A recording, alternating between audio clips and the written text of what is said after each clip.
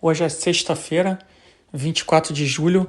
Quem fala é Dan Cava, responsável pela área de gestão da TAG Investimentos, e esse é mais um podcast semanal. Acho que a semana foi uma semana um pouco diferente das últimas semanas que a gente vinha vivenciando desde ali do ápice da crise, final de março, começo de abril. Mas foi uma semana que começa a clarear um pouco e reforçar a nossa principal tese, pelo menos a principal tese econômica do que a gente tem visto no mercado, do que a gente tem reforçado aqui nesses nossos bate-papos semanais, né? A gente acredita que a gente está entrando na terceira fase desse mini ciclo econômico, né? A primeira fase a gente acha que foi a fase da parada brusca da economia global, que começou final de fevereiro e perdurou até abril. A segunda fase foi a fase da recuperação, e uma recuperação que teve o formato de V. A gente já comentou bastante aqui sobre isso, né, até pelas características da crise. E essa fase começou em maio e ela vinha acontecendo até meados de julho. E agora a gente começa a entrar nessa terceira fase, que na nossa visão é a fase que a gente vai ver uma recuperação mais errática, mais heterogênea, e uma diferença grande da recuperação entre setores da economia, entre regiões do mundo e entre países. A gente acha que vai ser uma fase de diferenciações e diversificações. E a gente começou a ver isso nos dados econômicos que a gente começou a receber essa semana. A gente precisa lembrar que muitos dos dados econômicos a gente recebe com 1 a 2 meses de atraso, então muitos dos dados que a gente recebeu em julho são dados ainda referentes a maio e junho, ou seja, dados referentes ainda à segunda fase do ciclo, que é a fase da recuperação em formato de V. Os dados um pouco mais contemporâneos, né, os dados um pouco mais online que a gente tem, principalmente de Big Data, já começavam a mostrar o que a gente chama de flattening out, ou seja, de arrefecimento do processo de recuperação, né? Aquele formato de V já dava lugar a um formato de estabilização do processo de recuperação. E o que a gente viu de relevante ao longo dessa semana que reforça essa nossa tese que talvez de fato a gente esteja entrando nessa terceira fase do ciclo? Acho que o principal dado foi o dado do Jobless Claims nos Estados Unidos, que é a quantidade de pedidos de auxílio-desemprego na semana. É um dado semanal, ou seja, quantas pessoas pediram novos auxílios-desemprego. Acho que é importante a gente colocar em perspectiva, esse dado em períodos normais pré-crise, ele flutuava entre 200 e 300 mil pedidos por semana, tá? Uma média aí de 250 mil pedidos por semana. No auge da crise, esse dado explodiu e ficou ali durante 4 a 6 semanas, entre 4 e 6 milhões de pedidos de auxílio-desemprego novos por semana, né? Não é que toda semana a mesma pessoa precisa pedir auxílio-desemprego, são pessoas novas. 5 milhões de pessoas pediram numa semana, essas pessoas já estão recebendo, então na semana seguinte mais 4 milhões pediram, na outra mais 4 milhões e assim por diante. Então esse foi o auge da crise, esse número veio arrefecendo e se estabilizou num patamar aí entre 1 milhão e 400 e 1 milhão e 500 novos pedidos de auxílio-desemprego, e essa semana foi a primeira semana que a gente teve uma alta na ordem aí de 100 mil novos pedidos de auxílio-desemprego, mas ainda num patamar muito elevado, né? Lembrando que a gente saiu ali de 200, 250 mil, fomos para 6 milhões, estamos estabilizando em 1 milhão e 400, 1 milhão e 500. É um patamar ainda extremamente elevado e que mostra aí o tamanho da cicatriz econômica que a gente vai precisar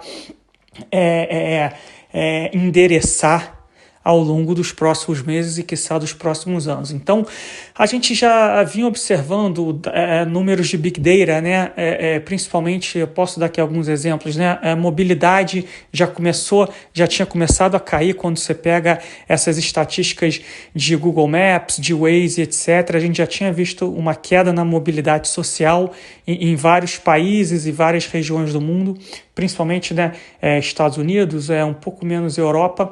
E a gente começou a ver também, se você pegar o OpenTable é uma empresa de tecnologia americana onde você faz reserva para ir para os restaurantes, né, para comer fora, e a gente tinha visto as reservas caírem praticamente para zero nos Estados Unidos, ou em grande parte dos Estados Unidos. Isso também aconteceu na Europa, e depois a gente viu aquela recuperação em V ali em maio, junho e começo de julho.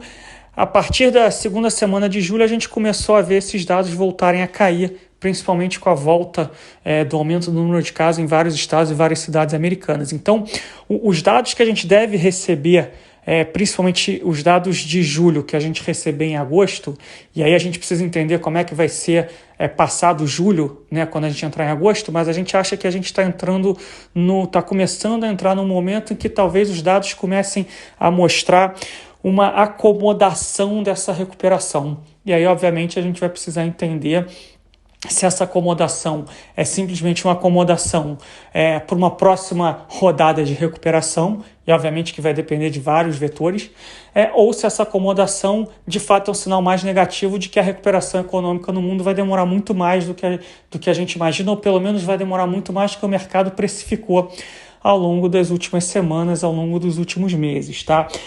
Acho que esse é o cenário base de economia global. O que a gente tem, que a gente precisa monitorar no curto prazo. Acho que talvez o principal tema é o pacote fiscal americano, né? Acho que os Estados Unidos ele foi um dos primeiros países, um dos países mais agressivos em termos fiscais, né? Eles anunciaram pacotes aí da ordem de 2,5 trilhões de dólares.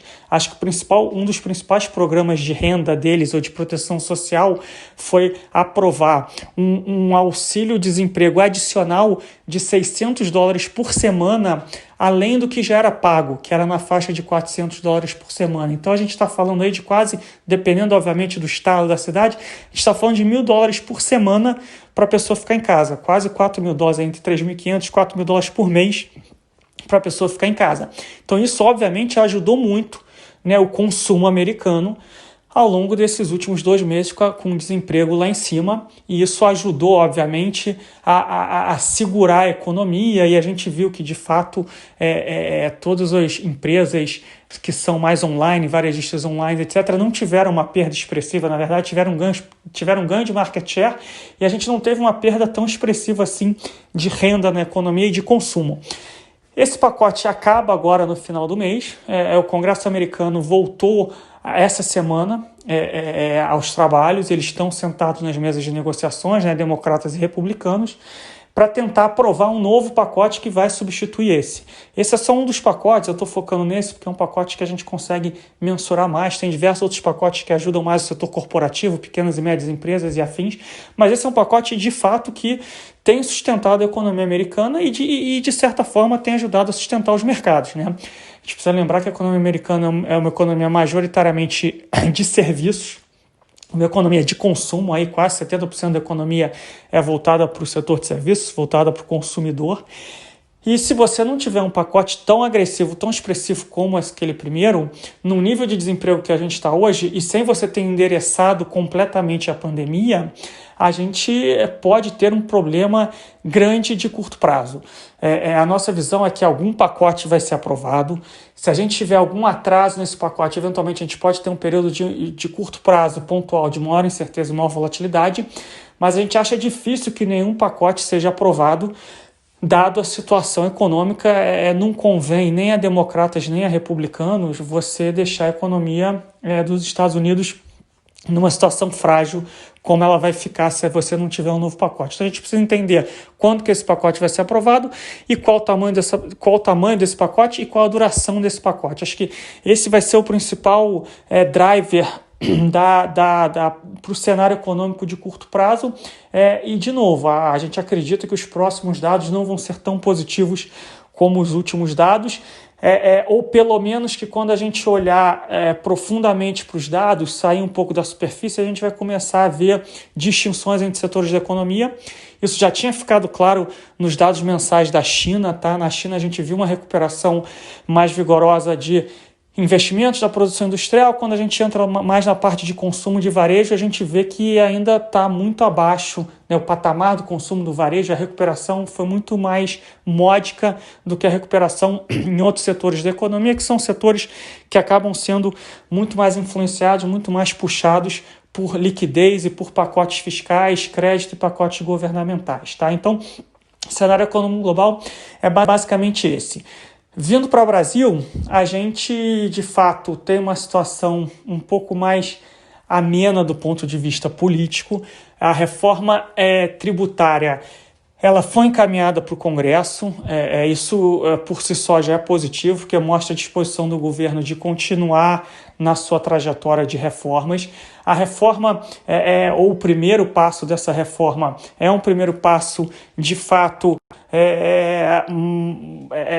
um pouco mais humilde, digamos assim, mas que pode ser uma estratégia e pode vir a ser uma estratégia vencedora, né? Esse primeiro passo da reforma, você unifica PIS e COFINS num novo imposto de 12%, que é um primeiro passo cuja tramitação no Congresso é muito mais simples do que se você fosse fazer uma reforma tributária mais ampla, mais profunda, que você poderia vir a ter grupos ou setores econômicos brigando contra e dificultando a tramitação da reforma dentro do Congresso. Então é um primeiro passo positivo, é um primeiro passo mais fácil em termos de tramitação dentro do Congresso. E se a gente conseguir caminhar nessa direção, o Ministério da Economia, o governo já sinalizou que pretende trazer novas mudanças no sistema tributário brasileiro e, de uma maneira geral, acho que é um primeiro passo positivo. O mercado tem identificado esse primeiro passo como sendo um primeiro passo positivo. A temperatura política no Brasil está um pouco mais amena, né? A gente tem visto aí o governo, principalmente o presidente, com uma postura menos agressiva. Isso tem ajudado um pouco na relação entre os três poderes. Então a gente está numa fase onde o ruído entre os três poderes está um pouco mais baixo. A gente cansa de falar isso aqui, mas enquanto durar esse governo, a gente precisa se acostumar com períodos pontuais onde essa temperatura vai se elevar. Então a gente está passando por uma fase aqui mais tranquila, mas nada impede que daqui a alguns dias, daqui a algumas semanas, a gente tenha de novo algum evento que vá trazer ruído para o cenário político brasileiro, e o Brasil já há alguns anos já vive nesse ambiente e vai continuar vivendo nesse ambiente enquanto a gente não tiver essa harmonia completa entre os três poderes. Hoje, especificamente, nessa sexta-feira, a gente viu a divulgação do IPCA 15 no Brasil, foi um número bem mais baixo do que as expectativas. IPCA, inflação mensal, né?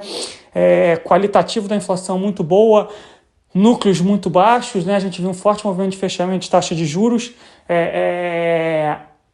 parte curta da curva, parte intermediária. A gente já tinha visto um movimento bem forte de fechamento da parte longa da curva, principalmente com o encaminhamento de novo da reforma tributária. Então, a gente está, de fato, num ambiente aí um pouco mais construtivo, se é que a gente pode falar assim, para o cenário de Brasil. Mas, de resto, a gente ainda está numa situação bastante fragilizada. A gente também está na terceira fase, o Brasil também está nessa terceira fase do ciclo de recuperação, que deve ser uma fase mais errática, né? Então a gente só vai receber os dados de julho em agosto e alguns deles só em setembro, então a gente não vai conseguir ter isso muito online, mas a nossa expectativa é que também tenhamos uma acomodação desse processo de recuperação econômica, até porque o Brasil ainda está com uma parte relevante do país de uma maneira ou de outra em quarentena, né? Não uma quarentena eventualmente imposta, mas uma quarentena dado a situação da pandemia no país como um todo. Então, acho que é um cenário um pouco menos construtivo do que foi principalmente abril, maio, junho e começo de julho. O mercado sentiu um pouco todo esse cenário, né? Então foi uma semana um pouco mais negativa para bolsas, né? Nem tanto para o mercado de câmbio e para o mercado de juros, tá? Foi uma semana até baixista para o dólar no mundo e baixista para a taxa de juros. Juros americanos fazendo novos pisos históricos, isso ajudou a curva de juros no Brasil. A gente viu o câmbio bater perto de 5,40, chegou a bater abaixo de 5,10 para fechar a semana agora perto de 5,20, mas foi uma semana mais amena para esses ativos, mas uma semana um pouco mais negativa para o mercado de renda variável. Nosso cenário não é um cenário negativo, né? A gente continua com a nossa visão de médio e longo prazo construtiva, né? Achando que vamos ter uma vacina aí no ano que vem e a situação, de uma maneira ou de outra, volta ao normal.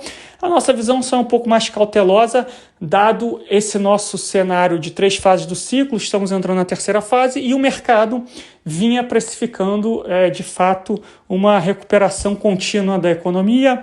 Essa liquidez global abundante vai ajudar ou vai impedir, a gente acredita, pioras mais rápidas e acentuadas do mercado, como a gente viu em março, mas ela não vai evitar, obviamente, realizações de lucro pontuais do mercado, como a gente viu essa semana, ou como eventualmente a gente possa observar aí nos próximos dias ou nas próximas semanas. Então, queria aqui mais uma vez agradecer a paciência de vocês, agradecer a audiência, e a gente espera continuar ajudando aí todos vocês a atravessar esse momento de maior incerteza na economia global e nos mercados. Eu tenho falado muito que vencemos várias batalhas ao longo desses últimos 3, 4 meses, mas a guerra ainda não acabou.